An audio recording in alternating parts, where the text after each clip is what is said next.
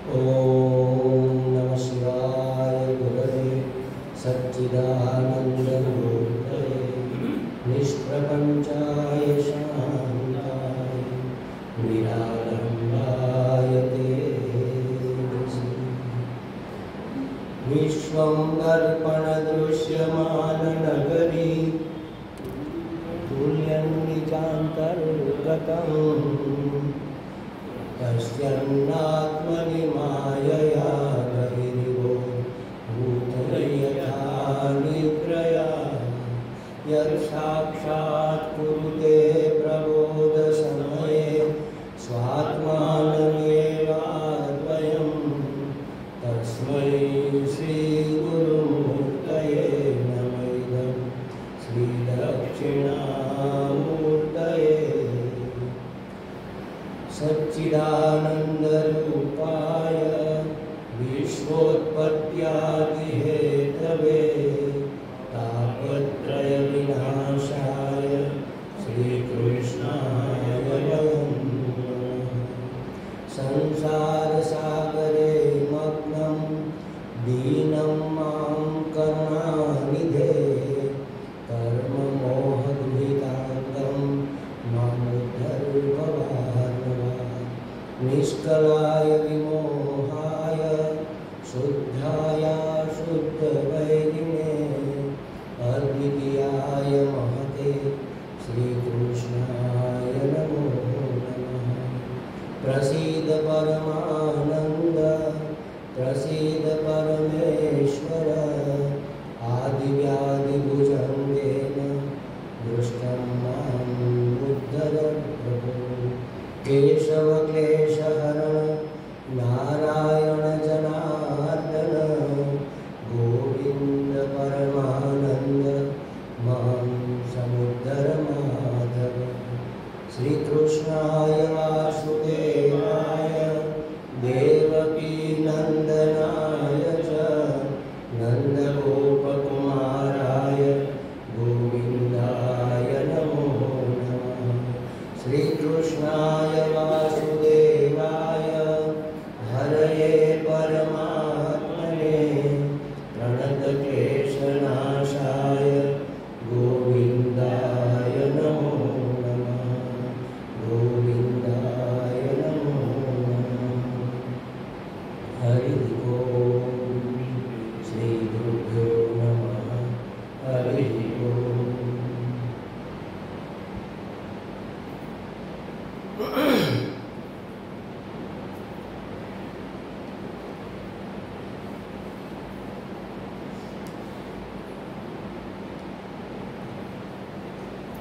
तो सुखदेव जी ने बताया कि जिसे ब्रह्म तेज चाहिए वह ब्रह्मा जी की आराधना करे या बृहस्पति की ब्रह्मा जी ने बृहस्पति की आराधना करे। जिसको ब्रह्म तेज माने आत्मा का बुद्धि का तेज, वह बृहस्पति की आराधना करे। जिसे इंद्रियों की विशेष शक्ति चाहिए वह इंद्र की आराधना करे। और जिसे संतान लालसा हो या ऐसी कोई, वो प्रजापति की उपासना करे। जैसे हमारे यहाँ भी होता है ना, ज्ञान की देवी सरस्वती मानी जाती है, विघ्न है तो विघ्नहर्ता गणपति माने जाते हैं, संकट आ गया तो संकट मोचन हनुमान जी माने जाते हैं। तो हर एक की अपनी अपनी एक स्पेशलिटी है। हमें उस वस्तु के लिए उस देवता को पूजन उस देवता का करना चाहिए। लेकिन वैसे चाहो तो श्री भगवान के द्वारा सभी कामनाओं की पूर्ति हो सकती है। एकमात्र परमात्मा की आप आराधना करो सभी की, क्योंकि पूरी समष्टि सभी रोल उसी के तो है। एक परमात्मा जब सर्जन करने की नौबत आई तो ब्रह्मा जी बने। फिर जो बनाया हुआ संसार था उसका पालन करना पड़ेगा, उसका पोषण करना पड़ेगा। तो वही परमात्मा फिर विष्णु के रूप में अपनी भूमिका अदा करने लगे। और जब जिस किसी का भी रोल खत्म हुआ तो उसका उपसंहार करने के लिए शिव जी आ गए रुद्र बनकर। वो परमात्मा ही है। फिर उसने वहाँ तक भी अगर हमारी पहुँच नहीं है ब्रह्मा विष्णु महेश का, तो उन्होंने अवतार लिए अलग अलग कार्य करने के लिए। कोई ज्ञान देने के लिए ज्ञान अवतार हुआ, कोई आवेश अवतार हुआ परशुराम जैसे आवेश अवतार हुआ, तो कोई अंशावतार हुआ, कोई भावावतार हुआ, तो इस तरह से अनेक अनेक अर्चावतार हुआ हर एक के लिए। तो इस तरह से परमात्मा सब बने हुए हैं, इसलिए अलग अलग देवों की पूजा करने की आवश्यकता ही नहीं है। सिर्फ एक परमात्मा अपना जो भी इष्ट है वही परिपूर्ण है, समझ लो। चाहे राम हो, चाहे कृष्ण हो, चाहे निर्गुण निराकार परमात्मा हो, चाहे शिव हो, जो भी, उसमें परमात्मा परिपूर्ण परमात्मा है वो। तो उसकी एक की मात्र आराधना करने से सब कामनाओं की पूर्ति हो सकती है। लेकिन हमारा स्वार्थ कैसे कैसे रास्ते निकालता है। हम परमात्मा से सब कुछ चाहते हैं, परमात्मा को नहीं चाहते। परमात्मा से मांगते हैं कि महाराज हमारी ये इच्छा पूर्ण करो, महाराज हमारी इस कामना की पूर्ति करो, महाराज हमें ये दिला दो, महाराज हमें इससे रक्षण बख्श दो, इससे रक्षा करो, महाराज हमें इससे मुक्त कर दो। उससे सब काम करवाते हैं, जैसे बिन पगार का हमारा कोई सेवक हो। तो वास्तव में सेवक तो हम हैं उसके, अगर भक्त है तो हम ही सेवक हैं, लेकिन उससे सेवा करवाते हैं और कहते हैं कि हम तो परमात्मा के बड़े सेवक हैं, बड़े भक्त हैं। बात तो उल्टी हो गई ना। हम सोचते ही नहीं, कभी सोचा ही नहीं कि हम क्या कर रहे हैं। वो भी इतना वात्सल्य मूर्ति है, बस जो चाहे वो कर देता है, अपनी जो इच्छा हो सब इच्छाओं की पूर्ति वह करता है। तो कहने का मतलब यही है कि हम परमात्मा से सब कुछ चाहते हैं, परमात्मा को नहीं चाहते। वास्तव में क्या होना चाहिए, सभी कामनाओं की पूर्ति एकमात्र परमात्मा की चाह से हो जाएगी। अलग अलग देवता को पूजने की जरूरत ही नहीं है। तो कहा कि वैसे चाहो तो भगवान भजन से, भगवत भजन के द्वारा किसी भी कामना की पूर्ति हो जाती है। लेकिन हाथी से हल जुतवाना ये कोई समझदारी की वाली बात नहीं है। भगवान से पूर्ति तो हो जाएगी, लेकिन भगवान से मांगना ये क्या हुआ, हाथी से हल जुतवाना। बैल से हल जुतवाते हैं, हाथी तो राजा की सवारी के लिए होता है, तो हम तो वही करते हैं। भगवान से मांगना माने हाथी से हल जुतवाना, ये कोई समझदारी वाली बात नहीं है। अच्छे महात्मा लोग ऐसे कहते हैं, ये अखंडानंद जी महाराज, वैसे वो कभी कभी कड़क भी बोल देते हैं, ये समझदारी की बात नहीं है, माने क्या, अरे ये तुम्हारी बेवकूफ़ी है। वो बात तो वही हुई ना, समझदारी नहीं है माने क्या है। देखो हमें, हमारे यहाँ गुजराती में कहावत है, पोथड़ा में पानसेरी। एक बोरी है, उसमें लपेट कर, बड़ा 5 सेर का वजन लपेट कर, फिर कहते हम तो आपको बोरी मार रहे हैं। तो यहाँ यही शास्त्र में इसी भाषा में बात करेंगे कि ये कोई समझदारी की बात नहीं है, माने ये बेवकूफ़ी है। ये बेवकूफ़ी हमें नहीं करनी चाहिए। हाथी से हल जुतवाना ये तो कोई समझदारी वाली बात नहीं है। परमेश्वर का ध्यान करना और उनसे विषय भोक्ति प्राप्ति की इच्छा रखना ये कोई श्रेयस्कर बात नहीं है। विषय के भोग की पूर्ति कर दो, भगवान हमें अच्छा सा घर दिला दो, भगवान हमें बच्चा हमारी गोद में दिला दो, या तो बच्चे का बच्चा दिला दो, या हमारे बच्चे को एडमिशन दिला दो, ये कोई समझदारी की बात है। भगवान से भगवान को ही मांगो ना। मैंने एक उदाहरण दिया था, वो छोटा लड़का जो बाजार लगाया हुआ था राजा ने, कि आप जो चाहो ले जाओ, आप जो चाहो एक बार मांग लो, एक चीज़ आप ले सकते हो। तो एक बुद्धिमान लड़का गया, देखा सब लोग कोई वस्त्र ले रहा है, कोई बर्तन ले रहा है, कोई मिठाई ले रहा है, कोई अनाज ले रहा है, जिसको जो चाहिए ले लिया। वो सोचता है कि ऐसा क्या मैं लूँ जो सबसे ज़्यादा कीमती है। राजा के पास गया, उसने कहा क्या तुम्हें कुछ नहीं चाहिए? कि चाहिए ना, क्या चाहिए? तुम्हारी गद्दी। एक ही चीज़ मांगनी थी ना, राजगद्दी मांग ली, मतलब सब उसका हो गया। तो हम राजा को ही क्यों नहीं मांगते, उससे क्यों मांगे, भगवान को क्यों नहीं मांगे? तो कहते हैं कि इसलिए परमात्मा की आराधना करने परमेश्वर का ध्यान करना चाहिए और विषय भोगों की प्राप्ति की इच्छा नहीं करनी चाहिए। ये श्रेयस्कर नहीं है। परमात्मा में तो सब है, सब कुछ उसके अंदर है, इसलिए परमात्मा की आराधना करनी चाहिए। अलग अलग देवताओं की आराधना करने की जरूरत नहीं है, एक परमात्मा में सब आ जाता है। तो केवल परमात्मा के आराधन से ही सब प्राप्ति हो जाएगी। अच्छा, एक बड़ी महत्वपूर्ण बात यह है कि अगर आप परमात्मा से कुछ नहीं चाहोगे, सिर्फ परमात्मा को ही चाहोगे, तो उसको कहेंगे परमात्मा के प्रति प्रेम। और उस प्रेम को, क्योंकि परम से प्रेम है ना, परमात्मा तो परम है, परम आत्मा, तो आपका प्रेम भी परम प्रेम कहलाएगा। और परम प्रेम का नाम है अनन्य भक्ति। और अनन्य भक्ति से सब कुछ हासिल, अब जब मन में परम प्रेम आएगा तो कामना कहाँ रहेगी? कामना ही मिट जाएगी। सब कुछ मिल जाएगा माने आप अमेरिका के प्रेसिडेंट बन जाओगे तो बाकी इंडिया के कौन बनेगा? सब कुछ नहीं हुआ ना। आप कुछ भी लो, सब कुछ नहीं हो सकता। परमात्मा को ले लो माने सब कामना अपने आप शांत हो जाएगी। अब कुछ नहीं चाहिए, बस आप मिल गए, हमें सब मिल गए, तो कामना ही समाप्त हो जाएगी। कहना का अर्थ, कामना की कभी पूर्ति नहीं हो सकती, कामना की समाप्ति हो सकती है। लेकिन हम उल्टे पांव चलते हैं, कामना की पूर्ति करने में लगे और परेशान हो गए। एक कामना की पूर्ति की, उस पूर्ति में और 10 कामनाएं जग गई, कितने को पूरी करेंगे? हमारा आयुष्य देख लो, जन्म से लेकर आज तक कितनी इच्छाएं की हमने, फिर भी इच्छा समाप्त हुई, उल्टी बढ़ती गई। बचपन में तो 2-4 इच्छाएं थी कि हमें अच्छा सा पेन कॉपी मिल जाए, या हमें साइकिल, छोटे छोटे बड़े हुए तो हमें ट्राइसिकल या साइकिल मिल जाए। लेकिन जितने जितने बड़े होते गए कामनाओं का ढेर लगता गया। क्यों? ये मल्टीप्लिकेशन होता है महाराज कामनाओं का। एक कामना की पूर्ति करने में 3, 4, 5, 10 कामनाएं और जग जाती है। अब उसको पूरा करो, फिर वो मल्टीप्लिकेशन होगा। कभी कामना की पूर्ति हो ही नहीं सकती। ये गलत रूट है हमारा। कामना की समाप्ति हो सकती है। हमने कहा था ना कि प्रेम प्राप्त करने की चीज ही नहीं है, प्रेम तो बांटने की चीज है। प्रेम आप दे सकते हो, बदले में आपको 10 गुना मिलेगा, ये बात अलग है। लेकिन हम कहेंगे हमें कोई प्रेम नहीं करता, अरे बेवकूफ, तुम्हें सबको प्रेम करना है, तुम्हें कौन करेगा? तुम किसी को प्रेम करो, अपने आप आपको आनंद मिलेगा, अपने आप खुशी मिलेगी। प्रेम चाहिए क्यों? सुख के लिए, प्रेम खुशी के लिए चाहिए ना। तो किसी और को प्रेम करके देखो। और सांसारिक लोगों से प्रेम हो ही नहीं सकता, पहली बात। उससे तो आसक्ति होती है, प्रेम तो परमात्मा से ही हो सकता है। तो किसी भी अपने इष्ट से प्रेम करके देखो आप, कितनी खुशी मिलती है। अब उनसे क्या मांगेंगे? कामनाओं की पूर्ति नहीं, कामनाओं से मुक्ति। हमें सभी कामनाओं से मुक्त कर दो हे भगवान, हमें आपके चरणों के सिवा और कुछ, आपका आश्रय मात्र चाहिए और कुछ नहीं। उसको अपने हृदय में बिठा लो और हम उसके हृदय में बैठ जाए। देखो, हम सब जानते हैं, प्राइम मिनिस्टर को कौन नहीं जानता?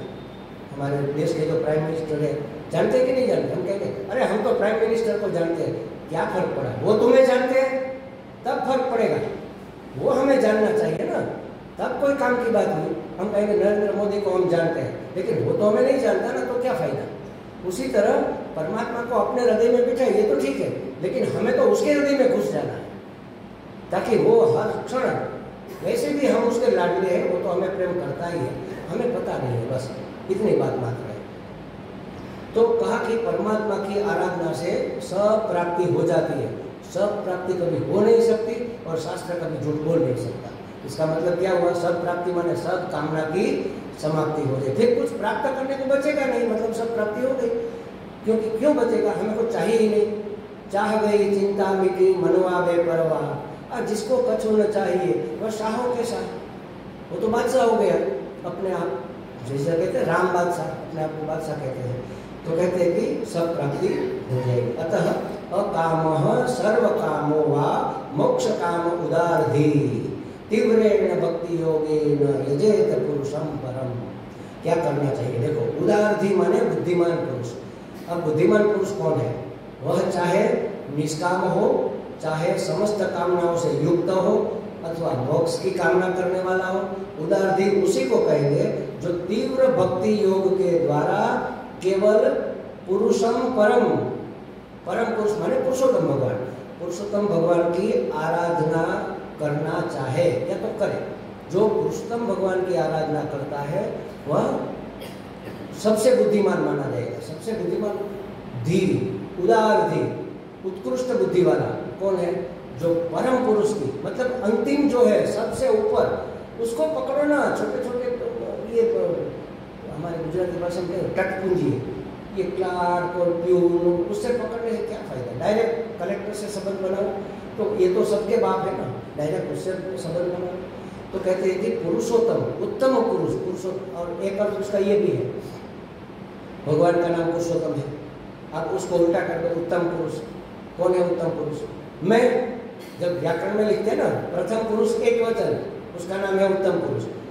मैं, उसका बहुवचन हुआ हम। द्वितीय पुरुष तू, उसका बहुवचन हुआ तुम या आप। तो इस तरह से उत्तम पुरुष कौन हुआ? मैं।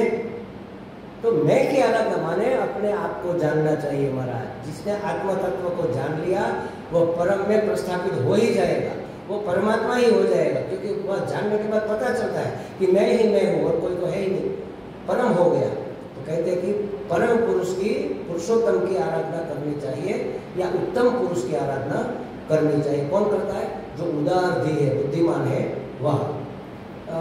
भक्ति योग के द्वारा केवल पुरुषोत्तम भगवान की आराधना करनी चाहिए। अब भक्ति योग माने अविचल प्रेम, अविचल, जो बिल्कुल हिले डुले नहीं, कभी कम कभी ज्यादा, तो ये अविचल नहीं हुआ, कभी इससे कभी उससे। भगवान को भी प्रेम करते हैं, अपने बेटों को भी करते हैं, अपने पड़ोसियों को भी करते हैं, तो वहां पर गड़बड़ है। करना सबको है, लेकिन दृष्टि क्या रखनी है? बेटे के रूप में रहे हुए परमात्मा, पड़ोसी के रूप में रहे हुए परमात्मा, विकलांग या गरीब या दुखी के रूप में रहे हुए परमात्मा, उसकी सेवा करनी है। हमें गरीब की सेवा नहीं करनी है महाराज। गरीब में दरिद्र नारायण ऐसा शब्द है, जो दरिद्र है उसमें नारायण देखो, आप नारायण की सेवा करें, और किसी की कर ही नहीं सकते ना। नारायण की सेवा और कोई हो तो करोगे, और तो कोई है नहीं। पशु के रूप में, पक्षी के रूप में, इवन जड़ चेतन सभी के रूप में परमात्मा ही परमात्मा है, और कौन है? तो उसकी अविचल प्रेम का नाम है भक्ति। अच्छा, परंतु पुरुषोत्तम भगवान में प्रेम अविचल कैसे है, दृढ़ कैसे है, उसका कोई उपाय है? पहले देखो, पहले कहा था, सबसे पहले क्या था? अनुभूत पद, सुबह में हमने देखा, अनुभूत पदार्थों में प्रीति हो सकती है।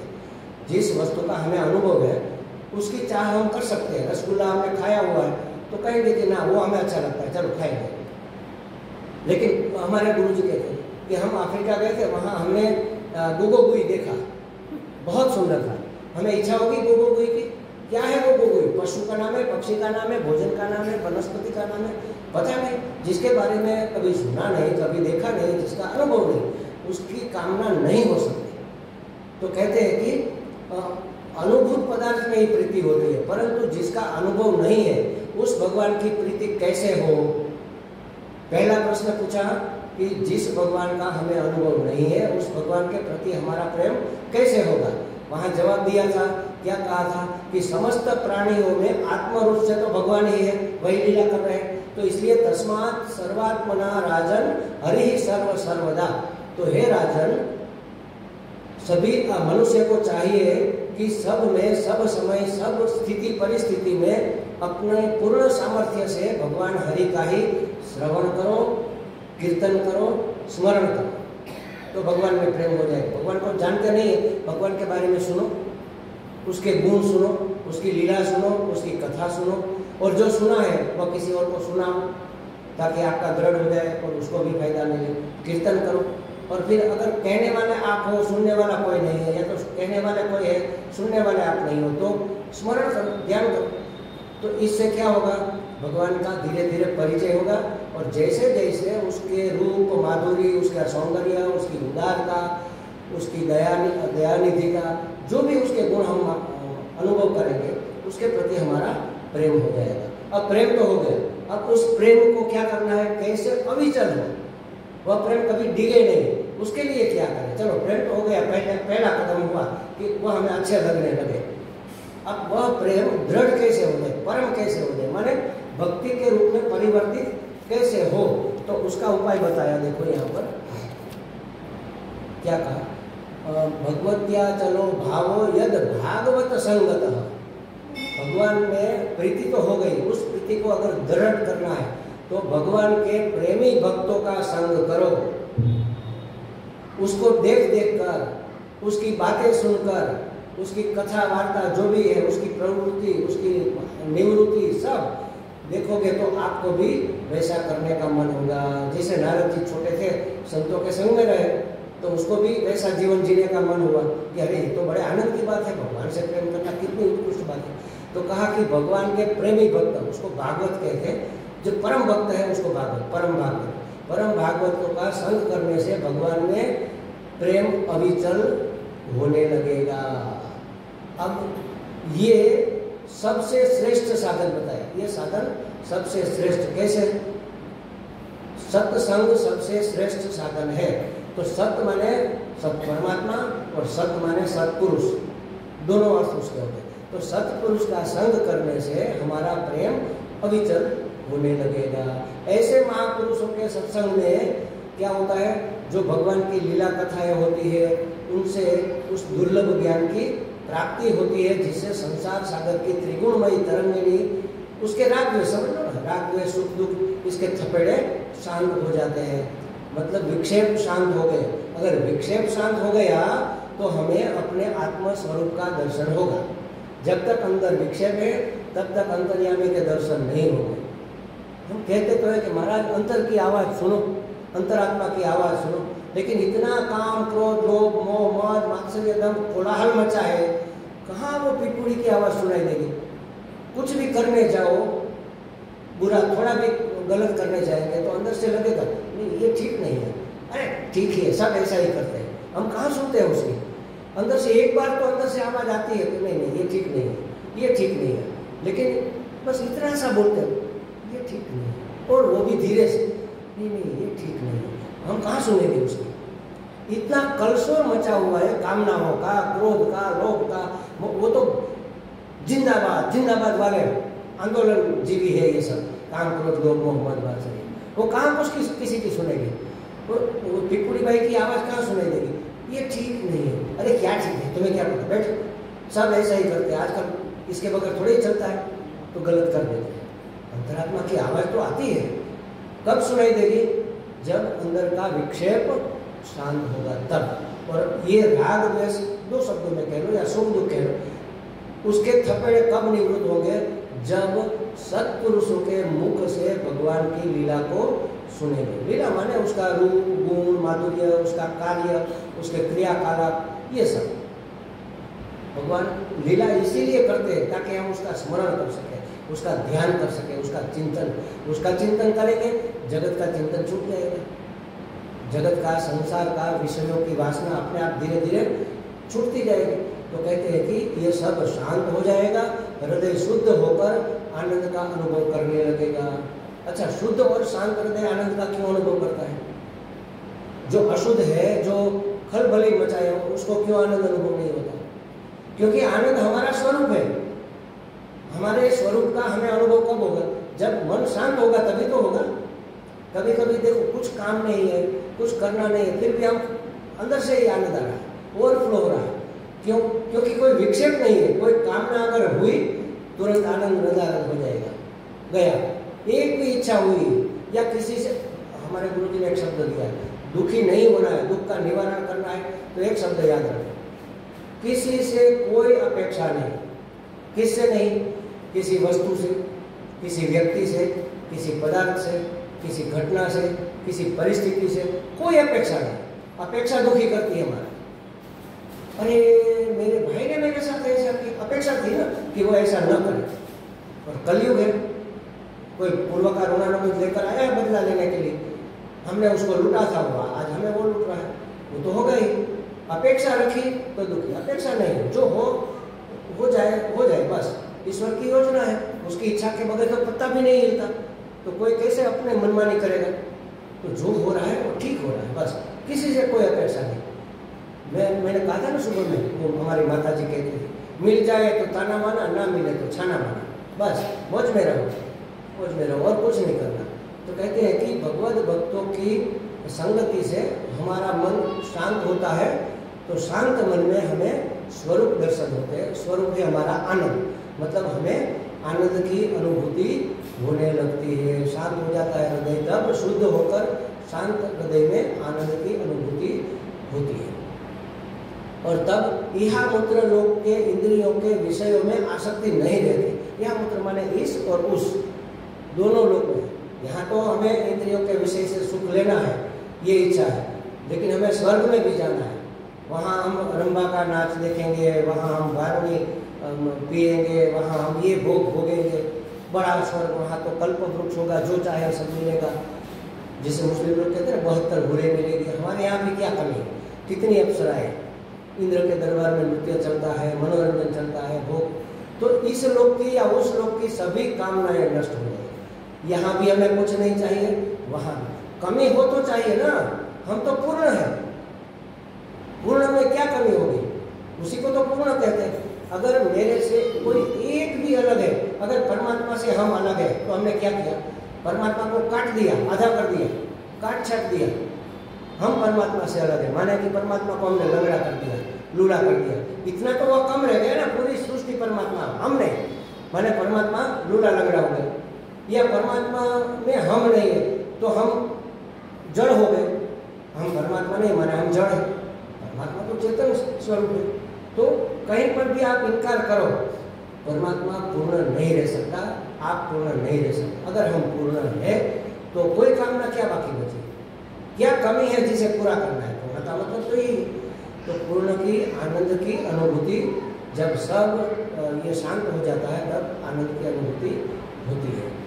आसक्ति नहीं रहती विषयों में, कैवल्य मोक्ष का सर्वसम्मत मार्ग भक्ति योग प्राप्त हो जाता है। मतलब भगवान में परम भक्ति हो जाती है। प्रश्न था ना कि हमारी दृढ़ भक्ति कैसे हो जाए, अविचल भक्ति कैसे हो जाए। पहले तो परमात्मा में प्रेम कैसे हो, तो कहा कि उसके विषय में सुनो, श्रवण करो, फिर मनन करो और निधिध्यासन करो, माने सुनो, कीर्तन करो और स्मरण करो या ध्यान करो तो प्रेम हो जाए। अब उस प्रेम को अविचल कैसे करें? तो सत्य का संग करो, सत्पुरुषों का संग करो, सत्यवत जो बातें हैं, शास्त्र है उसका संग करो, जो जो सत्य है उसका संग करो। तो सत्संग से आपकी भक्ति अविचल हो जाएगी, आपका प्रेम परम हो जाएगा। परम प्रेम का नाम ही भक्ति है। तो परम भागवत सत्संग, परम भागवत का सत्संग करेगा तो क्या होगा? सबसे बड़ा ये साधना का सबसे बड़ा साधन है हमारा सत्संग, सबसे बड़ा साधन माना गया है। हमें साधना करनी है ना, क्या करें? मौन रखेंगे, चलो ठीक है, अच्छी बात है, उत्तम है, मेरी दृष्टि से तो बहुत उत्तम है। उससे भी उत्तम करेंगे, जप करेंगे, हाँ ये भी बहुत अच्छा है, राम राम राम राम राम राम करेंगे, बहुत सुंदर। सेवा करेंगे, ये भी सुंदर, या ध्यान करेंगे, अच्छी बात है। सबसे श्रेष्ठ क्या है? सब छोड़ सकते हैं। महाराज जब हम यहाँ पर पहले आते थे, कोरोना से पहले, नवरात्रि में, माता जी नवरात्रि में आते थे, दोनों नवरात्रि में, तो राजकोट के कई साधक हमारे साथ पहले तो जुड़े हुए थे। अब तो किसी का कोई कनेक्शन ज़्यादा नहीं रहा, हम ज़्यादा एकांत शैली, आपकी तरह वो रोग हमें भी लग गया है तो एकांत शैली हो गए, किसी से ज़्यादा संपर्क नहीं रखते। तो उस समय हम कहते चलो हरिद्वार, हमारा ये सत्संग का कार्यक्रम है। हाँ हमें बहुत इच्छा है, लेकिन ये नवरात्रि चल रही है ना, तो माता जी का अनुष्ठान है हमारा, तो सालों से कर रहे हैं, तो नवरात्रि के माता जी का अनुष्ठान चलता है, हम कैसे आएंगे? ये जो आती है ना, ये हमारे त्रिवेदी की क्या नाम? हाँ नहीं, ये अभी जो आई है, ये राजकोट से कौन आया है? योगेश भाई। हाँ तो ये कहती, मैं नाम भूल जाता हूँ, तो अंजना दी, वो कहती है स्वामी जी मुझे आना है, लेकिन मेरे तो माता जी का अनुष्ठान है, मैं कैसे आऊँ? अब शास्त्र क्या कहता है कि अनुष्ठान माता जी का करना है, उसके बदले में सामने सत्संग मिलता है, कौन श्रेष्ठ है, किसकी पसंदगी करनी चाहिए? स्पष्ट लिखा है, सत्संग से उत्कृष्ट और कोई साधन नहीं। फिर मैंने एक बार उसको रास्ता दिखाया, उसने अमल भी किया। मैंने कहा आप अपनी माता जी को साथ ले लो, और यहाँ नीचे के कमरे में उसने स्थापन किया था, शायद 8 या 9 नंबर के कमरे में माता जी का स्थापन कर दिया। सुबह में अर्ली इन द मॉर्निंग उठकर पूरा अनुष्ठान पूर्ण कर लेती, जब करना है, पूजा करनी है, दुर्गा सती बोलना है, जो भी करना है सब करके फिर सत्संग में वो आ जाते थे। तो सत्संग महाराज नहीं छोड़ना चाहिए, चाहे कुछ भी हो जाए। अगर छोड़ना ही पड़े तो और कुछ छोड़ो, लेकिन सत्संग नहीं छोड़ना चाहिए। जप भी छोड़ सकते हो, भगवान का जप भी छोड़ा जा सकता है, ध्यान भी छोड़ा जाए, सत्संग नहीं छोड़ना, क्योंकि सत्संग ही एकमात्र ऐसा साधन है जो हमारे हृदय में, हमारी दृष्टि में परिवर्तन करेगा। और पूरा साहित्य, पूरा हमारा अध्यात्म शास्त्र एक शब्द पर टिका है, दृष्टि परिवर्तन। अभी हमारी दृष्टि कोण से, दृष्टि कोण है हमारा, या दृष्टि बिंदु है, समग्र दृष्टि नहीं है। समग्र दृष्टि का नाम है शास्त्र दृष्टि, समग्र दृष्टि का नाम है इस दृष्टि। इस दृष्टि माने ईश्वर की दृष्टि से जगत को देखे।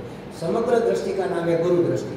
गुरु माने महान, विशाल, और गुरु जो जिस दृष्टि से इस जगत को देखता है उस दृष्टि से, मतलब गुरु की समझ, गुरु की समझ जैसी है वैसी हमारी समझ हो जाए, उसको कहेंगे गुरु दृष्टि।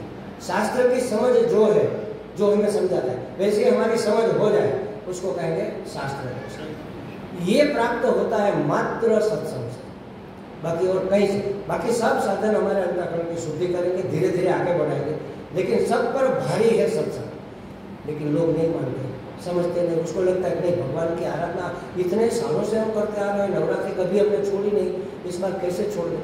हम छोड़ने को नहीं कहते, मत छोड़ो, लेकिन उसका उपाय भी होता है।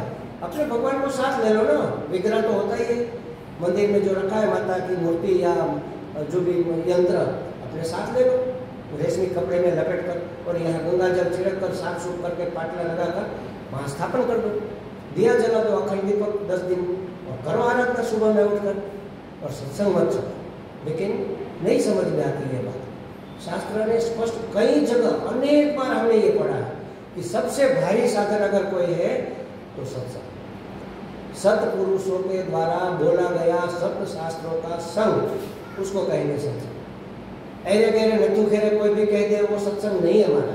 शास्त्रोक्त बातें जो है ना, वो सत्संग है। सुनो रामसुख दास जी को सुनो, रमण महर्षि को सुनो, ऐसे महापुरुषों को जो परमात्मा प्राप्त या तो परमात्मा का स्वरूप ही है, उसकी बातों को दिल से लगाओ, उसको सुनो, ये सत्संग है। और आजकल तो कितनी आसानी है, वीडियो में भी मिलते हैं, मोबाइल पर भी मिलते हैं, टीवी पर भी मिलते हैं। एक माता जी ने कहा, स्वामी जी हम सत्संग में तो नहीं आ सकते, लेकिन हम टीवी में डेली सब सत्संग सुनते हैं। टीवी में 80% गप आता है, हमें मिसगाइड कर देता है, क्योंकि हमारी परिपक्वता नहीं, वो बोलने वाला गलत नहीं बोल रहा है, हमारी समझ गलत हो जाती है, प्रॉपर वे से नहीं ले जाते, इसलिए क्योंकि लोगों का मनोरंजन भी तो करना है। आजकल भागवत हो रहा है, कितने लोग, लाखों लोग इकट्ठे होते हैं, नो एंट्री का बोर्ड लगाना पड़ता है महाराज यहाँ कि आप किसी को प्रवेश नहीं मिलेगा, अब जगह नहीं है, बैठने की खड़ा रहने की जगह नहीं है। इतना क्यों, लोगों को इतना इंटरेस्ट क्यों है? क्योंकि वहाँ मन का रंजन होता है। रुक्ष्मणी विवाह करेंगे, कोई एक गरीब ब्राह्मण बन के आएगा सुदामा, और फिर भजन चलेगा और कृष्ण का मिलन हो, ये सब ये मनोरंजन अच्छी बात है, सात्विक है, मैं ये नहीं कहता कि सात्विक नहीं है, लेकिन सात्विक भी है तो मनोरंजन। मन का रंजन कितने जन्मों से कर रहे हैं महाराज, कभी मन संभला क्या? तो जो प्रॉपर वे है उस तरह, और उसमें भी सत्संग में भी जो प्रत्यक्ष सत्संग है उससे बढ़कर और कोई नहीं। गुरु मुख के सन्मुख बैठकर उसके हाव भाव हम देखते हैं ना, जब सत्संग करते हैं तो किसी को इसको देखे अक्का बक्का तो भी समझ में आ जाता है कि इस शब्द का अर्थ समझ में नहीं आया, फिर उसका विश्लेषण करते हैं। अब प्रत्यक्ष नहीं है तो कैसे पता चलेगा? प्रत्यक्ष का बहुत बड़ा महत्व है। या तो कोई बीच में भी प्रश्न पूछे, जैसे वो हमारी माता है, स्वामी जी ये समझ में नहीं आया, पूछ सकते हैं ना, मोबाइल में कहाँ पूछोगे? नहीं हो सकता। तो प्रत्यक्ष सत्संग सब पर भारी, सबसे श्रेष्ठ साधन है, तो सत्संग करो। यह परम भागवत का संग, सत्संग सबसे बड़ा साधन है। क्यों? क्योंकि ऐसे भक्तों के संग से भगवत प्रेम बढ़ता है और दृढ़ होता है। जैसे किसी को धन चाहिए तो धनवान से मिलेगा, कोई भिखारी से थोड़ी मिलेगा। तो भक्ति चाहिए कहाँ से मिलेगी? भक्त से मिलेगी। भगवान से भक्ति नहीं मांगनी चाहिए, भगवान भक्त के धनी नहीं है, भगवान तो भक्ति के प्रेमी है। भक्ति के धनी कौन है? धन जिसके पास वो दान दे सकता है, भक्त भगवान का भक्ति का धनी है। तो भक्त का संग करो, भगवान से भक्ति नहीं, भगवान से भक्त का संग मांगो। हे भगवान हमें किसी अच्छे भक्त से मिला, बस बेड़ा पार हो जाएगा आपका, ये प्रॉपर वे है।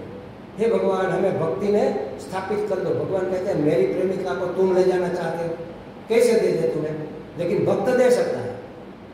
जो माता पिता अपनी बेटी को ब्याह सकते हैं, आप मांगो, अगर योग्य वर हो तो माता पिता कहेंगे चलो हम अपनी बेटी आपको ब्याह देंगे। लेकिन किसी की पत्नी मांगोगे वो थोड़ी देगा, वो तो क्या करेगा? 2 डंडे लगाएगा। तो भगवान भक्ति नहीं दे सकते, भगवान भक्त दे सकते हैं, और भक्त हमें भक्ति से मिला सकता है। तो इसलिए कहा कि भगवान से भक्ति न मांगकर भक्त का संग मांगना चाहिए कि हमें भक्तों का संग दे दो, बस अच्छे अच्छे भक्तों का हमें संग मिलता है। और मैं ये अपने अनुभव से महाराज बताऊं, अगर आपकी मनोकामना वास्तव में शुद्ध है तो आपको मिल जाएंगे। अच्छे अच्छे संत मिलते हैं। मैंने तो बहुत संतों का संग किया है महाराज, बहुत। यहाँ हरिद्वार में, ऋषिकेश में, हर बार हम स्वामी जी की शिविर में यहाँ पर आते थे हरिद्वार ऋषिकेश में, तो वहाँ एक केरला आश्रम है, वहाँ के महात्मा बहुत, फिर हंसानंद जी जो दंडी स्वामी कुटिया नंबर 2 में एक एक घंटा 2 घंटा उसका सत्संग करते थे। कैलाश आश्रम में पीठाधीश्वर से टाइम लेकर उससे सत्संग करते थे। जो मैंने कहा परमार्थ निकेतन में नारायण स्वरूप दास जी 10 साल उसका सत्संग किया। इतने उत्कृष्ट महात्मा, किसी महात्मा ने हमें बताया था कि पूरे इस क्षेत्र में इससे ऊंचे महात्मा नहीं है, आप इसको मिलो। तो कोई ना कोई हमें बता देता है कि हमें किससे मिलना है, लेकिन हम पूछते ही नहीं ना। किसी अच्छे महात्मा से पूछो कि भाई हम कहाँ जाए, किसको मिले। और यहाँ हरिद्वार में आते थे तो साधना सदन वाले स्वामी जी को मिलते थे, और संन्यास आश्रम वाले महेश्वरानंद जी को मिलते थे, फिर काशिकानंद जी को मिलने जाते थे। काशिकानंद जी माने समझो अध्यात्म में कोई डिस्प्यूट हुआ कि भाई इस मंत्र का, इस शब्द का, इस बात का ऐसा अर्थ करे क्या, वैसा करे, तो आधे महात्मा कहेंगे ऐसा करें और महात्मा कहेंगे वैसा करेंगे, तो झगड़ा निपटेगा कैसे। काशिकानंद जी से पूछो, वो कहेंगे कि ये ठीक है, मतलब फाइनल। पूरे इंडिया में आध्यात्मिक अर्थ काशिकानंद जी ने बोल दिया सो बोल दिया। इतने उत्कृष्ट महात्मा हमें अपने पास बिठाकर सब समझाते थे। बोलो ऐसा सत्संग कहाँ मिलेगा। हम कहेंगे आप नसीब वाले हो स्वामी जी, आपको संतों का संग मिला। आपको भी मिलेगा, पहचानो तो सही। हमारे सामने खड़े, हमारे सामने बैठे, हम कहाँ जानते पहचानते महात्मा को। फिर अफसोस करते अरे हम तो काशिकानंद जी को मिल ही नहीं पाए, हमें तो दर्शन ही नहीं हुआ, हम दर्शन ही नहीं कर पाए, वो चले गए। लेकिन आज उसके स्थान पर कोई और होगा तो उसकी तो आपको वैल्यू नहीं है।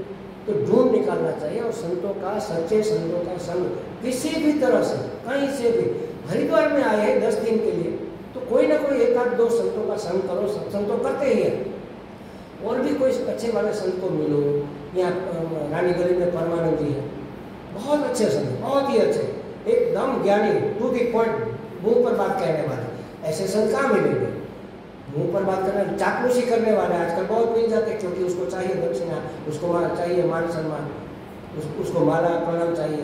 तो वो तो आपको सबको चाहिए, नहीं ये नहीं कहता, कोई नम्र भी होता है, रुजू भी होता है, लेकिन ऐसे महात्मा जो टू दी पॉइंट बात करें, वो वाले दिन हम कहाँ गए थे, तत्वमसी आश्रम, क्या नाम था, थोड़े दिन मैंने नहीं तुम्हें भेजा था सीखने के लिए, रानी गली में पीछे, एक बार तो गई थी। तत्वमसी आश्रम है वहाँ पर, उसके एक महात्मा है, बहुत उत्कृष्ट महात्मा है, छोटी उम्र है, लेकिन यहाँ कम रहते, कहीं बाहर ही रहते। तो ऐसे अगर कोई संत मिले तो उसका संग करो, कहीं से भी मिल जाएगा। अगर आपकी उत्कट इच्छा है तो भगवान तो वो करना चाहता है, वो तो रास्ता दिखाएगा ही दिखाएगा। इसको इच्छा थी तो वो माता जी मिल गई, रायवाला वाली, इतनी उत्कृष्ट राजरानी थी, राजकुमारी थी, सन्यासिनी है, इतना जाजरमान व्यक्तित्व और इतनी शुद्ध हृदय वाली, वास्तविक ज्ञानी। अखंडानंद जी महाराज की डायरेक्ट विषय पढ़े। तो आजकल संतों की कमी नहीं है महाराज, बहुत है, ढूंढने से मिलते हैं। ऐसे बैठे रहें, कोई आपको ढूंढता थोड़ी आएगा। तो सत्संग करना चाहिए और प्रत्यक्ष सत्संग करना चाहिए। और यूट्यूब पर, टीवी में तो सुनते हैं, वो तो ठीक है, ये गलत नहीं है, लेकिन कभी कभी जब हम यहाँ आते हैं संतों की नगरी में, तब तो उसका लाभ उठाए, तब तो ये करना चाहिए। तो कहा कि और आनंदमयी माँ देखो क्या कहती थी, हरि कथा कथा अन्य सब वृथा व्यथा, बाकी सब निकम्मी व्यथा है, मात्र पीड़ा है। हरि कथा एकमात्र कथा है, बाकी सब व्यथा। तो हरि कथा सुनो, भगवान का जहाँ संकीर्तन होता है, जहाँ भगवान का गुणानुवाद होता है, भगवान की कथा, भगवान माने ज्ञान की कथा, भक्ति की कथा, ये सब भगवान ही है। ज्ञान स्वरूप भी भगवान है, भक्ति स्वरूप भी, भक्ति माने प्रेम, प्रेम माने अखंड आनंद। तो सत्य चित आनंद तो भगवान का स्वरूप है। चित्त माने ज्ञान, आनंद माने प्रेम, सत्य माने वास्तविकता, अस्तित्व, होनापन। तो किसी भी रूप में भगवान को पकड़ो, एक पाँव खींचोगे तो पूरी खटिया तीनों पाँव सहित अपने पास आएगी। किसी भी स्वरूप में भगवान को हम बन सकते हैं। तो हरि कथा एकमात्र कथा है, बाकी सब वृथा है और व्यथा है, ये आनंदमयी माँ कहते हैं। क्योंकि उसमें समाधि और विक्षेप का भेद भी नहीं होता। सत्संग में कहाँ समाधि लगाएंगे, थोड़ी देर लगेगी, फिर विक्षेप हो जाएगा। विक्षेप हुआ तो फिर संसार आ गया ना। सत्संग में न तो समाधि की जरूरत है लगाने की, न तो समाधि से निकलने की जरूरत है। जितने समय सत्संग में रहो आपकी समाधि ही है, और बाद में भी आपको जितने समय तक याद रहे ये सब बातें, वो समाधि ही हो जाएगी। तो इससे उत्कृष्ट साधन और कोई नहीं। ऐसी प्रसन्नता प्राप्त होती है कि अन्य किसी से आसक्ति नहीं रहती। इतनी खुशी मिलती है सत्संग से, प्रसन्नता प्राप्त होती है, माने खुशी मिलती है। अगर कहीं पर खुशी मिलती है तो दूसरे की इच्छा क्यों करेंगे? जिसमें हमें स्वाद आता है वही तो खाएंगे, वही तो प्राप्त करेंगे। तो इतनी खुशी मिलती है कि अन्य सबकी आसक्ति छूट जाती है। देखो, आसक्ति छोड़ने का यह उत्तम उपाय है। सत्संग में रुचि हो गई तो संसार में रुचि नहीं रहेगी, संसार के विषयों के पीछे नहीं भागेंगे। महाराज फिर तो क्या होता है, ये भी व्यसन माना जाता है, इसको भी धीरे धीरे छोड़ना पड़ता है। लेकिन अभी हमारी वो अवस्था है तब तक। आज कितने सालों से मैं कभी एक भी दिन अगर मैं कुछ पढ़ूं नहीं, अगर मैं कुछ लिखूं नहीं, तो मुझे चैन नहीं मिलता। ट्रेन में भी बिना लिखे पढ़े मैं रह नहीं सकता। वैसे क्या असहजता हो जाती है कि इस बार भी मैं ट्रेन में अपना एक थोड़ा छोटा सा वो लिखो भूल गया, कुछ ना कुछ छूट जाता है वो जल्दी में। तो ऐसा होता है, इसलिए मैं 2 कॉपी रखता हूँ ये सब की। ये जो पहले खंड तक, पहले स्कंद का जो हमने किया ना, वो ओरिजिनल कॉपी छूट गया था, डुप्लीकेट कॉपी मेरे पास थी, उसी के ऊपर से हमारा सत्संग चला। तो पढ़ने की लिखने की इतनी आदत हो गई है कि इसके बगैर रह नहीं सकते। बस उसी तरह परमात्मा चिंतन की इतनी आदत हो जानी चाहिए कि बस वही दिमाग में घूमता रहे, वही घूमता रहे। और क्या होगा इससे? अंतमता अशोभता। अंत समय कब आ जाए पता नहीं, उस समय हमारी जो मति होगी वैसे हमारी गति होगी, मुक्ति हो जाएगी हमारी। अंत समय में अगर हमें यह याद रहा तो मुक्ति अवश्य संभावी है। तो यहाँ परीक्षित जी ने परम भक्त, परीक्षित स्वयं परम भक्त है, और सुखदेव जी तो वासुदेव परायण है ही। वासुदेव परायण का मतलब क्या है? कई बार हमने समझा है, अब तो समझ में आ जाना चाहिए। वासुदेव परायण है सुखदेव जी, और परीक्षित परम भक्त है, भगवान के भक्त है, माने परम भक्त है। और वासुदेव परायण है कौन? सुखमुनि। क्या इसका मतलब हो? वासुदेव परायण माने वासुदेव सर्वमिति के दर्शन करते हैं, सब में उसको भगवान दिखते हैं। एक एक वस्तु वासुदेव से वासित है। वासुदेव परायण उसी को कहते हैं ना। हमें भी वही बनना है, वासुदेव परायण बनना है। हमें हर एक वस्तु में वासुदेव भगवान दिखने चाहिए। भगवान इस रूप में भगवान है, स्त्री के रूप में परमात्मा, पुरुष के रूप में परमात्मा, वृद्ध के रूप में परमात्मा, जवान के रूप में परमात्मा, नदी नाले पर्वत पत्थर रेत सब परमात्मा के, जड़ चेतन सब परमात्मा के ही अवतार है। मान लो ये अवतार हुआ है परमात्मा का, जड़ के रूप में, चेतन के रूप में। लेकिन हमें वो समझ में नहीं आता, इसलिए स्पेशल भगवान का अवतार लेना पड़ता है। कृष्ण राम बनकर आते हैं और हमारा काम निपटाते हैं। तो कहा कि ये देखो, एक है परम भक्त, एक है वासुदेव परायण। ऐसे जब 2 महात्मा मिलते हैं, संत वर्य, ऐसा समझो, वर्य माने श्रेष्ठ, सर्वश्रेष्ठ संत ऐसे जब मिलते हैं तो क्या चर्चा होती है? भगवान की रसमयी चर्चा होती है, राग द्वेष की बातें नहीं होती। अब अपने आप को जांचो कि हम जब किसी से मिलते हैं तो भगवत चर्चा होती है या राग द्वेष की, संसार की चर्चा होती है? अपने आप को चेक करो, कहीं यह गलती तो नहीं हो रही है। मैं ये नहीं कहता कि हम बेवकूफ़ है, ये हम समझते नहीं, गलती से हो जाता है, आदतवश हो जाता है। तो अपने आप को जांचते रहना चाहिए, ख्याल करना चाहिए, रखना चाहिए कि कहीं हम उस समय में तो नहीं पड़ जाते। देखो अखंड जी महाराज ने क्या लिखा है, उसने कहा हमारे कपड़ों में कोई आग लगाए, हमारे जो कपड़े पहने उसमें कोई आग लगाए तो हम बर्दाश्त करेंगे क्या? हमने जो कपड़े पहने, किसी ने वो दिया सलाई जलाकर छुआ दे, हम सहन करेंगे? उसको स्वीकार करेंगे? हमारे कपड़ों में कोई आग लगाए तो हम बर्दाश्त नहीं करते। लेकिन हमारे दिल में, हमारे जीवन में वासना और राग द्वेष की विकृति की आग लगा देते हैं, उसे हम क्यों पसंद करते हैं? मतलब कोई चाड़ी चुगली करता है, कुथली करता है, दूसरे की बातें करता है, वो क्या करता है? हमारे दिल में आग ही तो लगा रहा है, द्वेष की, राग द्वेष की, वासना की आग लगा रहा है। तो हम क्यों उसको पसंद करते हैं? महाराज इतने बेवकूफ हम कैसे हो सकते हैं? कहने का मतलब ये है कि कोई हमें किसी की निंदा सुना रहा है और हम खुशी खुशी सुन रहे हैं, सुन तो रहे हैं, उसमें हम इन्वॉल्व भी हो रहे हैं, हम भी दो बूंदे उसमें डाल रहे हैं कि हाँ हाँ हमने भी ऐसा एक बार सुना था उसके बारे में, हमने भी ऐसा देखा था उसको ऐसा करते हुए। अरे हमारे कपड़ों में कोई आग लगा रहा है, हम सहन नहीं कर पाते। हमारे दिल में कोई आग लगा रहा है, राग द्वेष की, द्वेष तो आग ही है ना, और क्या है? विषयों की वासना भड़का रहा है, वो आग नहीं तो और क्या है? ईर्षा पैदा कर रहा है तो आग नहीं तो और क्या है? ईर्षा से अंदर जलता है अंतःकरण। हम क्यों पसंद करते हैं? हमने सोचा ही नहीं कि अरे ये तो गलत बात हो रही है, कभी सोचा ही नहीं। एक महात्मा थे यहाँ गुजरात में ही, वलाद के पास, या तो शायद वलाद की ही बात है, कृष्णानंद जी वलाद में ही थे ना, हाँ बस वही।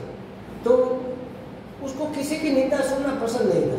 अब उसका कोई प्रिय भक्त आया, अब उसकी बातें न सुने तो उसको बुरा लगेगा कि महाराज आपने तो आप तो हमारी बात ही नहीं सुनते, हमें अपने प्रश्न का सॉल्यूशन चाहिए। वास्तव में वो प्रश्न ही नहीं है, ईर्षा है, द्वेष है, निंदा करनी है, उसको अपने आप को संतुष्ट करना है कि चलो हमने भड़ास निकाली। तो महाराज क्या करते थे पता है, कोई आए बात करें, एक बार बोला भाई छोड़ो, उसका अपना जीवन है, हम अपनी बात करते हैं, फिर भी वो नहीं छोड़ेगा। तो वो अपनी बात करे, महाराज क्या करेंगे, जो राम राम राम राम राम राम राम राम राम राम राम राम राम राम राम राम बोलोगे, महाराज जी सुनो, राम राम राम राम राम राम, सुनेंगे नहीं, वो चला जाएगा। अरे तुम्हें कह रहे हैं कि हमें अपनी बात करनी है भाई, उसकी क्यों कर रहे हो, मान नहीं रहे हो तो राम राम करो बस, या तो चादर उठकर सो जाते, राम राम राम राम करते करते सो जाते। कितनी देर वो बोलेगा, चला जाए। किसी की निंदा हम नहीं करते, लेकिन कोई करता है तो वह सुनना भी ये भी गलती है, ये भी दोष है। किसी की निंदा सुनना, किसी के छिद्र देखना, ये भी दोष है। तो हमारे हृदय में कोई आग लगा रहा है और हम पसंद करते हैं उसको। देखो कैसे बेवकूफ़ी कर रहे हैं। जैसे छोटा बच्चा है, वो दिए को पकड़ने जाता है, अरे जलेगा, लेकिन फिर भी उसको सुंदर लग रहा है ना, ऐसे ऐसे लव कर रही है तो उसको आकर्षित करके एक बार हाँ हो गया, फिर नहीं छुएगा।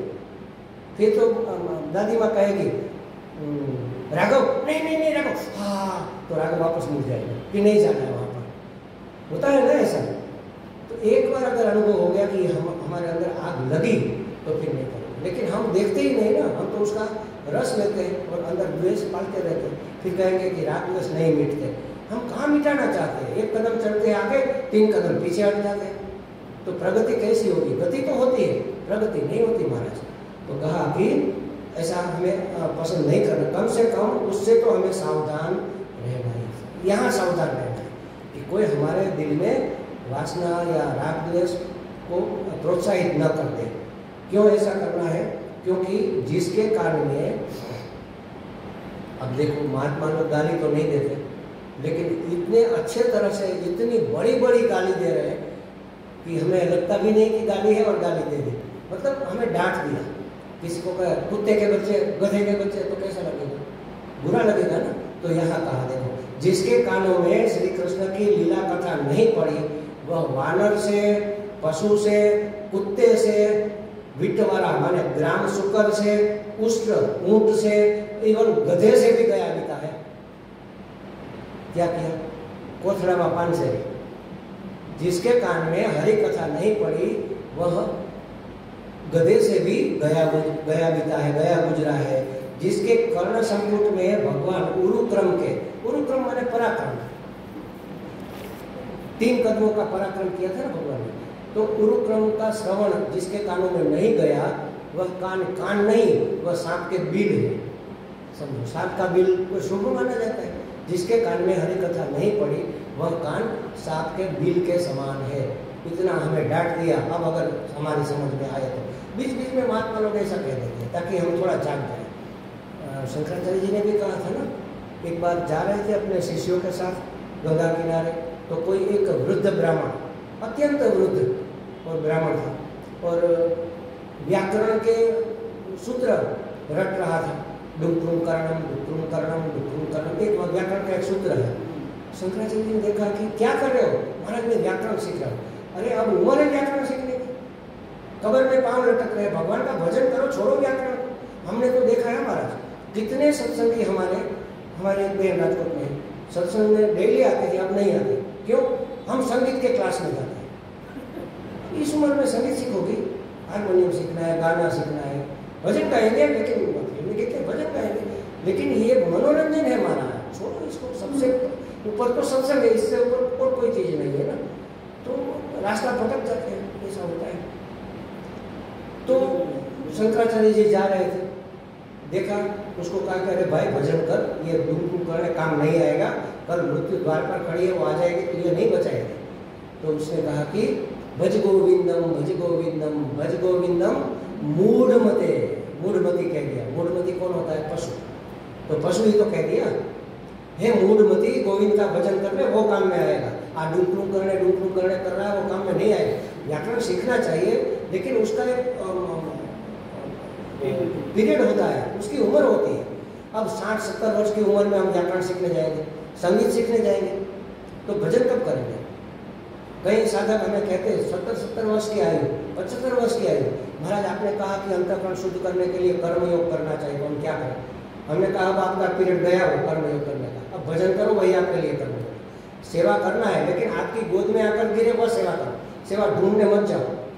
अब आप जा रहे, मैंने कल उदाहरण दिया था, जा रहे और एक बुढ़ी मैया लाठी लेकर जा रही है, लाठी टूट गई, वो गिर गई, तो आपने देखा दौड़कर उसको पकड़ो, उठाओ, रिक्शा में बिठाओ, साफ सुफ करो, दवाखाने भेज दो, आपकी सेवा हो गई, क्योंकि भगवान ने चाहा था आपके हाथों इसकी सहायता।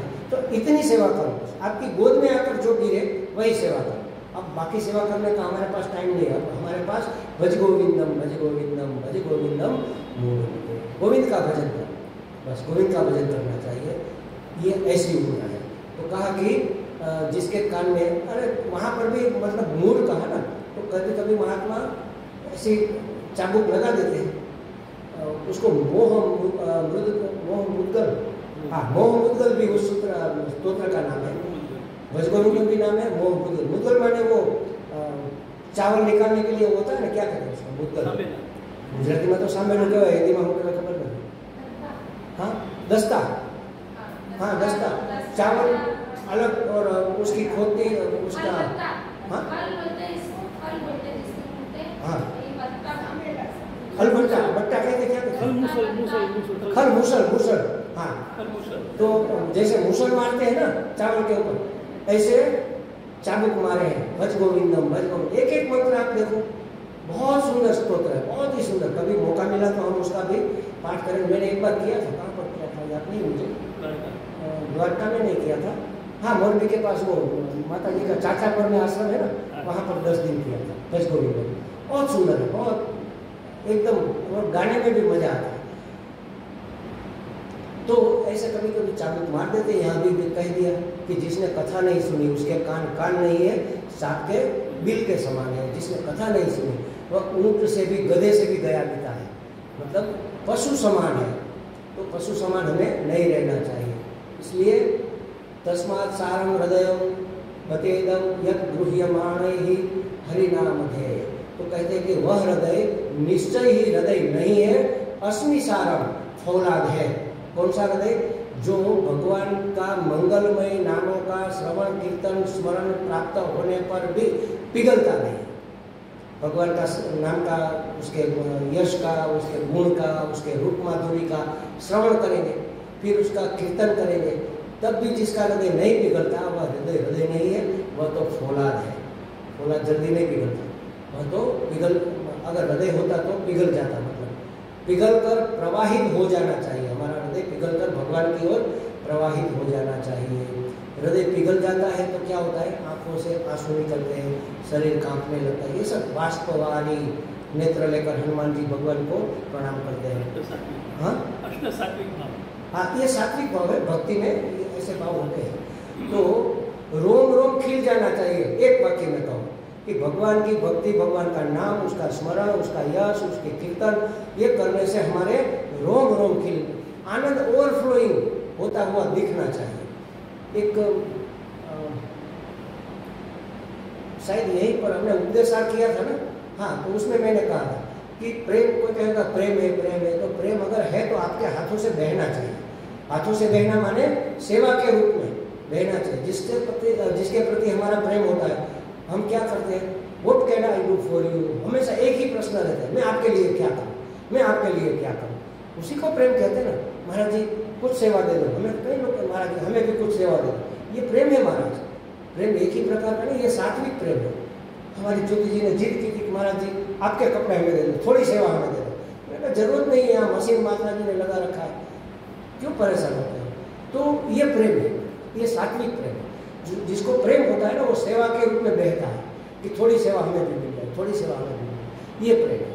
अपना पुत्र है, उसकी भी सेवा माता करती है ना, उसको नहलाती है, धुलाती है, खिलाती है, पिलाती है, सुलाती है, खिलाती डुलाती, ये प्रेम ही है, ये सेवा ही है। बेटा बड़ा होकर माँ की सेवा करता है। आज के बेटे चाहे नहीं करते होंगे, वृद्धाश्रम जो खुल गए, लेकिन करते हैं सब। प्रेम हमेशा हाथों से बहना चाहिए, तभी उसको प्रेम माना जाए। हाँ, आपके प्रति, अरे आपके लिए तो मैं जान भी दे दूँ, साइकिल नहीं दूंगा, तो वो कैसा प्रेम रहा? एक आदमी, बारिश आ रहा था, उसने कहा कि भाई मुझे थोड़ा कुछ लेने जाना, आपका छाता मिलेगा? नहीं, आप मेरा सर कर्म कर दो, मेरी जान ले लो, मैं तैयार हूँ देने, छाता नहीं दूंगा। तो वो प्रेम होगा? ये तो कहने की बात हो गई मात्र। तो हमारा रोम रोम खिल जाना चाहिए। कहने का मतलब ये, भगवान के प्रति हमारा प्रेम ओवरफ्लोइंग होना चाहिए। तो कहते हैं कि व्यास नंदन सुखदेव जी के वचनों को सुनकर उत्तरानंदन परीक्षित जी ने अपनी मति, अपनी बुद्धि कृष्ण चरणारविंद में सती अनन्य भाव से समर्पित कर दी। बुद्धि को सती बना दिया। बुद्धि को सती बना दिया माने सत्य से एक कर दिया। सत्य से एक हो जाना, इसी का नाम सती है। दूसरे किसी से न मिलाना, एक ही से मिलना, उसी का नाम सती। सती व्यभिचारी नहीं होती ना, वो तो एक पतित्व में मानती, उसी को तो सती कहते हैं, पति परमेश्वर बस। तो उसी तरह परमात्मा के चरणारविंद में उसने अपनी मति लगा दी। अब चरणारविंद में लगा के हर बार यह शब्द आता है, 2-3 बार तो हमने व्याख्या भी की है। मतलब क्या है इसका? भगवान के चरणारविंद में अपनी मति लगा देना, इसका अर्थ क्या है? कहाँ ढूंढने जाएंगे भगवान के चरण? पूरी पृथ्वी में वही तो फैला हुआ है, तो उसके चरण कहाँ होंगे? अब चरण मिले तभी तो हम उससे लिपट जाए। चरणारविंद में अपनी मति लगा देना या चरणारविंद में अपने आप को समर्पित कर देना, मतलब क्या है इसका? 5 दिन से वही बात कर रहे हैं, लेकिन दिमाग में ज्यादा घुसी नहीं है। चरणारविंद में मति लगाना माने सर्व समर्पण कर देना, अपना समर्पण, अपना अहंकार उसके चरणों में सौंप देना। कोई चीज हम सौंपते हैं, किसी को सौंपते हैं तो क्या करते हैं? जैसे कोई स्वामी महात्मा है तो हम उसके चरणों में फूल रखते हैं। फल लाए, फ्रूट लाए, आम लाए, केला लाए, तो महाराज जी के गोद में, उसके हाथ में दे, उसके सर पर थोड़ी ही रखते हैं कि लो महाराज जी आपके लिए लाए, ये टोकरी आप उठाओ, ऐसे थोड़ी करते हैं, उसके चरणों में समर्पित करते हैं ना। तो परमात्मा के चरणारविंद में मति को सौंप देना या अपने आप को सौंप देने का मतलब है अपने आप को भगवान को समर्पित कर देना। जहाँ भी आए कि परमात्मा के चरणारविंद में समर्पण, अपने आप को परमात्मा के आश्रय में छोड़ देना। संपूर्ण श्रद्धा, चिंता का अभाव, इतना विश्वास, इतनी श्रद्धा, हरि करे सो ठीक, अपने आप को समर्पित कर दिया। इसी का नाम है चरणारविंद में अपनी मति को सौंप देना। तो अपनी मति को सती बना लिया। सती बना लिया माने सत्य से एक कर दिया। सती होती है वो अपने एक ही पति को परमेश्वर मानती है, किसी और को देखती भी नहीं, किसी और के बारे में सोचती भी नहीं, उसके जीवन में और कोई होता ही नहीं, पति ही परमेश्वर, उसको सती कहते हैं। तो सती बना लिया माने सत्य से एक कर दिया, अपनी मति को सत्य से एक कर ली। और सत्य से एक होने के लिए निष्ठा चाहिए। हमारी मति क्यों नहीं होती? निष्ठा चाहिए। परमात्मा सब तो है, वो तो अपना स्वरूप ही है, अभाव है तो निष्ठा का। हमारे में कोई चीज का अभाव है तो निष्ठा, निष्ठा माने दृढ़ निश्चय कि भाई ना हम यही करेंगे, हाँ करेंगे, थोड़ा ये भी कर लेते, थोड़ा वो भी कर लेते, तो वो सती नहीं हुई अपनी मति, वो तो व्यभिचार में व्यभिचरित होती है, कभी यहाँ कभी वहाँ, कभी ये पसंद करते, कभी वो भी। किसी ने हमें कहा था, महाराज जी हम बहुत सत्संग करते हैं, लेकिन कभी थोड़ा मन को चेंज मिले इसलिए थोड़ा घूमने भी चले जाए, सिनेमा भी देख लेते। तो मति सती नहीं हुई महाराज, चेंज की जरूरत है अभी। मतलब यहाँ आपको रुचि नहीं है, इसका मतलब यही है ना, परमात्मा प्राप्ति में आपको रुचि इतनी नहीं है, कंटाला आता है, तभी तो आप चेंज चाहते हैं, वरना कौन चेंज चाहेगा? हम तो कितने सालों से अपने कमरे से निकलते ही नहीं महाराज, जब यहाँ आते तभी निकलते पूरा दिन।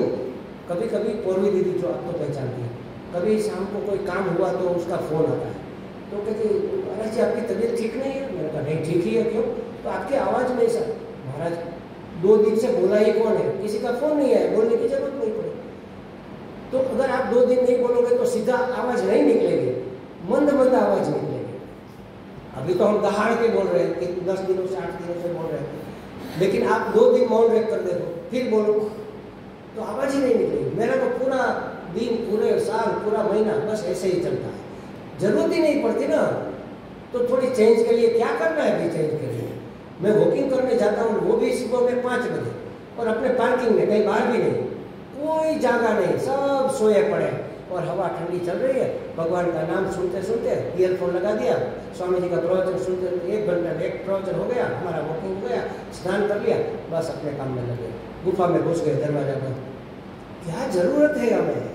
हमारे मन में ये सब खेल रचे हैं महाराज। अपने आप में, अपने अंदर उतर जाओ।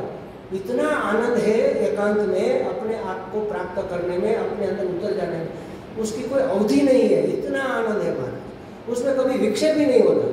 बाहर तो विक्षेप होता है ना, कभी आनंद, कभी किसी ने अपमान कर दिया, अरे कोई हमें टेढ़ी आंख से देख ले ना तो भी अंदर पीड़ा होती है, एक शब्द नहीं बोले। अरे कोई कोई तो ऐसा होता है कि हमारे पास में आकर बैठ जाए, हमारा पूरा सत्संग बिगड़ जाता है। अरे उसने कुछ नहीं किया लेकिन हम उसको पसंद नहीं करते, अरे ये यहाँ कहाँ बैठा, ठीक, अरे हमारा तो पूरा सत्संग बिगाड़ दिया। पूरे 1 घंटे उसी के बारे में सोचते रह गए। अब उसने कुछ नहीं किया, दोष किसका है? हमारी मति का, हमारी बुद्धि का। हमने ऐसी बुद्धि बना कि ये ठीक है, ये ठीक नहीं है। हमने किसी में राग, किसी में द्वेष कर लिया। बुद्धि का एक नियम है हमारा। जैसे पहले पोस्टमैन था ना, आपने पोस्ट ऑफिस देखी है किसी ने? वो क्या करता है, सभी पोस्ट बॉक्स से निकाल कर लाता है, फिर स्टेट वाइज अलग करता है, फिर एक के बाद ऐसे खट खट खट खट खट खट खट खट सिक्का मारता है, एक निकाला छाप छाप मारता है वो, मतलब उसकी जो पोस्ट टिकट होती है ना उसको सिक्का लगा देता है। तो हमारी बुद्धि यही करती है। कोई भी सामने से जिंदगी में कभी देखा नहीं, सीधा एक निश्चय होगा, ठीक है बेठीक है, अच्छा है अच्छा नहीं, योग्य है अयोग्य। किसने कहा तुम्हें तराजू लेकर तोल रहे हो भाई? क्यों जज बने फिरते हो पूरी दुनिया के? लेकिन बुद्धि में एक आदत है, देख लेना आप अपनी बुद्धि, हर एक की बुद्धि में एक आदत। किसी को भी देखो, व्यक्ति, वस्तु, पदार्थ, परिस्थिति, घटना, किसी को भी देखो, सीधा सिक्का लगाएंगे, योग्य अयोग्य, ठीक है बेठीक है, अनुकूल है प्रतिकूल है, चाहिए नहीं चाहिए, देखो तुरंत सिक्का लगाएंगे। क्यों जज करते हो? यही तो दुख देता है। किसी को भी जज नहीं करना है, बुद्धि को इतना ट्रेन करो, जो है ठीक है, बस ये सबसे उत्तम है, जो है ठीक है। क्योंकि परमात्मा की योजना है, परमात्मा स्वयं बना है, बेठीक कैसे हो सकता है? एक बार अखंडानंद जी महाराज मुंबई में, उसकी संन्यास कुटिया है, एक फ्लैट है, उसमें उसका निवास मुंबई में होता था। तो अंत समय था उसका, बीमार थे, अब बचने वाले नहीं थे, डॉक्टर ने भी कह दिया कि जितना दिन रह जाए अच्छी बात है, लेकिन थे आनंद में, बोलते चालते थे, उठ भी नहीं पाते थे, खा भी नहीं पाते थे। तो वहाँ बिरला, टाटा बिरला वाले बिरला सेठ उसके भक्त थे, वो बैठे उसके ऊपर, उसकी सेवा कर रहे थे। स्वामी जी ने सोचा कि इतना बड़ा आदमी, हजारों काम होंगे और यहाँ मैंने रोक रखा, ये ठीक नहीं। उसने कहा सेठ जी आप जाओ। नहीं नहीं महाराज जी आपको ठीक, अरे मुझे ठीक है, अगर कोई दिक्कत होगी तो हम आपको बता देंगे, फोन करके तब आ जाना। तो साथ में जो एक सेवक था, दूसरा सन्यासी, उसको एकदम कड़क सूचना दे दी कि कुछ भी हो जाए मुझे तुरंत फोन करना, और मैं भी 1-1 घंटे में फोन करके पूछता रहूँगा, मेरा फोन आए तो मुझे सही रिपोर्टिंग करना। ऐसा करके गए। 1 घंटा हुआ, समाचार नहीं आया। सेठ अकुल व्याकुल हो गए, क्या हुआ होगा, क्यों कोई समाचार नहीं? फोन लगाया, पूछा कि अब स्वामी जी को कैसी स्थिति है स्वामी जी की। अब अगर वो कहे कि बीमार है, अब ठीक नहीं है, तो वो दौड़ता चला आएगा, तो स्वामी जी को पसंद नहीं होगा। और वह कहे कि ठीक है, तो झूठ बोला जाएगा, तो झूठ तो बोलना नहीं। अब उसने रास्ता क्या निकाला? उसने कहा ठहरो 1 मिनट, स्वामी जी ये पूछ रहे हैं कि आपको अब कैसा लगा? स्वामी जी का कहे तो ठीक है, तो बताया कि स्वामी जी बता रहे हैं कि उसको ठीक है, मैं नहीं कह रहा, मतलब झूठ नहीं बोला, स्वामी जी कह रहे हैं कि वो ठीक है। फोन तो रख दिया, लेकिन उस सेवक का मुंह लटक गया। स्वामी जी का क्या हुआ भाई, मुंह क्यों लटका है? तो स्वामी जी ने झूठ क्यों बोला आपने? अरे बेवकूफ, कहाँ हमने झूठ बोला? तो स्वामी जी आपको तो बिल्कुल ठीक नहीं है और आप कह रहे ठीक है। देखो परमात्मा की योजना है, उसी प्रकार से होगा उसका। तो अगर वो चाहेंगे कि मैं बीमार ना हूँ तो उसकी योजना है, परमात्मा की योजना को बेठीक कैसे कह सकते हैं? जो है ठीक ही है। देखो कितनी सुंदर बात है, जो है ठीक ही है। तो हमें भी यह दृष्टि अपने जीवन में आनी चाहिए, जो है ठीक है। आपके सभी उत्पात महाराज शांत हो जाएंगे, एक भी विक्षेप अपने जीवन में नहीं रहेगा। और दुख मिटाने का उपाय, कोई अपेक्षा मत रखो, जो है उसको स्वीकार करो, बात खत्म। ये सामान्य, अगर आप भक्ति नहीं करते, आप ज्ञान की साधना नहीं करते, कोई बात नहीं, ये दो बातें तो सीख सकते हैं ना, कि हम किसी से कोई अपेक्षा नहीं रखेंगे और जो है उसको स्वीकार करेंगे, जो है ठीक है, सुख आया ठीक है, दुख आया ठीक है, उसी में ही भला होगा तभी तो आए। हमारा ठीक नहीं हो रहा, किसी और का तो ठीक हुआ हुआ होगा, किसी का तो कल्याण इसमें होगा। भगवान तो कल्याण की योजना लेकर बैठे हैं, बड़ी योजना बनाई है जगत कल्याण की, इसलिए तो ये सब महात्मा लोग उन्होंने भेजे कि जाओ सही रास्ता दिखाओ सबको। तो बेठीक कैसे हो सकता है? जो है ठीक है, बस जो है, जहाँ है, जैसा है, जब है ठीक है। ये हमारे गुरु जी का महामंत्र मुझे तो लगता है, जो भी है, जहाँ भी है, जैसा भी है, जब भी है ठीक है, क्योंकि उसकी योजना के अनुसार है, या तो स्वयं परमात्मा स्वयं है, बेठीक हो ही नहीं सकता। तो यह दृष्टि अगर आ जाए तो फिर आनंद ही आनंद। तो यहाँ परीक्षित जी कहते हैं कि वो जब अपनी मति को सती बना दिया, परमात्मा के चरणों में सौंप दिया। नित्य अभ्यास के कारण परीक्षित जी की देह गेह आदि में, मित्र पुत्र कलत्र आदि में, अर्थ और ऐश्वर्य आदि में जो दृढ़ ममता हो गई थी, वह ममता एक क्षण में मिट गई, क्षीण हो गई। दृढ़मति भगवान में लग गई, ममता मिट गई। देखो ममता बड़ी भारी चीज है। ममता होती क्यों है? यह मैं हूँ, यह भाव जब तक रहेगा तो इससे जो संबंध रखता है उसके प्रति ममता होगी। अहंता है तो ममता आएगी। इस शरीर के पुत्र पत्नी, इसके ब्लड रिलेशन में, इसके साथी मित्र, इसके आसपास पड़ोसी, इसके उपयोग की वस्तुएं, इसकी सुविधाएं, कंफर्ट, इन सब के प्रति ममता रहेगी। महाराज लोगों को तो इतनी ममता होती है अपने व्यवसाय इत्यादि से। एक सेठ बैठे थे तो उसका मुनि दौड़ता हुआ है कि महाराज महाराज हमारा जो वो गोडाउन जिसमें सब माल भरा था, हमने एकत्र करके संग्रह करके रखा था ताकि उसके ज़्यादा पैसे, उसमें आग लग गई। अरे उसका हार्ट बैठ गया। हो जाता है, बड़ा नुकसान होता है तो हार्ट फेल हो जाता है। एक पुत्र है अत्यंत प्रिय है, पता चला कि आपका बेटा एक्सीडेंट में गया तो वो भी मर जाते हैं महाराज। देखो कितनी दृढ़ होता। तो महाराज को तो अटैक आने की तैयारी हो गई सेठ जी को। तभी उसका पुत्र दौड़ता हुआ है, उसने कहा पिताजी चिंता मत करो, वो गोडाउन माल के सहित हमने बेच दिया, अब आग लग जाए तो हमारा कुछ नहीं गया, हमने इसका सौदा कर दिया है। तो उसी समय उसका तो महाराज ठीक हो गए। हाँ हाँ हाँ, तब तो चिंता नहीं, अगर हमने बेच दिया हमारा कुछ नहीं चला, हमने तो रोकड़ी कर ली। तभी दूसरा बेटा, बड़ा बेटा है, नहीं नहीं पिताजी बेच तो दिया लेकिन रजिस्ट्री नहीं हुई अभी तो हमारे ही नाम पर। फिर से अटैक आ गया। देखो महाराज डेली पेपर में न्यूज में पढ़ते हैं इतने लोग मारे गए, कभी कुछ होता है हमें क्या? अरे बहुत बुरा हो, बस बात खत्म, इतना ही होता है, अरे बहुत बुरा हो।